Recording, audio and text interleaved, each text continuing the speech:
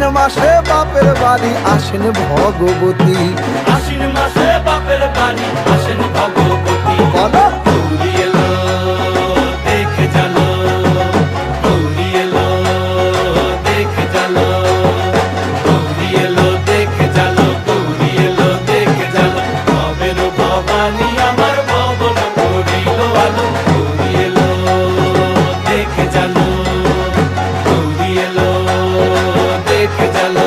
ও দেখি সিংহের উপর উইঠা চুরি, অসুরের টিকি ধরি, গলায় দিছে সাপ জড়াইয়া বুকে মারছে খুঁজা। কিন্তু